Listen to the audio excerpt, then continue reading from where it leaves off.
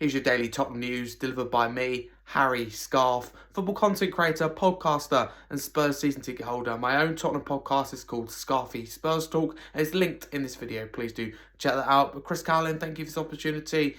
Let's get straight into it. If you're new, please like, comment, share, and subscribe. Firstly, Sweden boss Graham Potter had his say on Dejan Kulusevski, who still remains injured, saying that Dejan is in Spain, so I think he'll come here and meet us. It'll be nice to see him at his stage. He's in rehab. It is okay for him. For others, it's difficult because they're at a stage in their rehab where it means it's more difficult to be on the pitch. But Kulusevski will come by and it'll be fantastic.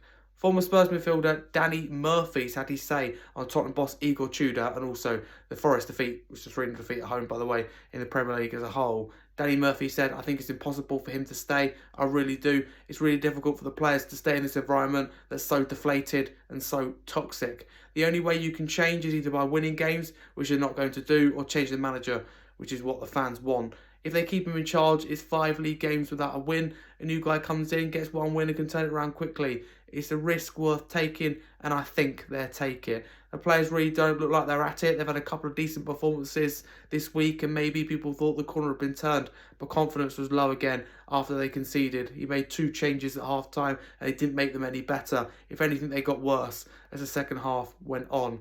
Wayne Rooney's chipped in as well, having his say, saying that getting positive results against Liverpool and Atletico Madrid, it felt like they were getting back on track. But that's the team you're fighting against. Relegation at home and you lose 3-0. It's an absolute nightmare. Obviously, West Ham losing helps them a little bit, but it could have been a worse day for Tottenham. You can only think a few years ago, the Champions League final and then won the Europa League last season. To be on the brink of getting relegated is an absolute disaster. I can't believe they're down there, to be honest. 1 win for Tottenham, though, changes everything. 1 win brings Leeds and Forest back into it. Of Spurs' remaining opponents, they could beat any of them on their day. I think that's the big thing, is confidence. We've seen it in the last week. They get a point at Anfield and they beat Atletico. A lot is on confidence and belief, not just from the players, but from the fans as well. It just seems to be as low as it can get at the minute.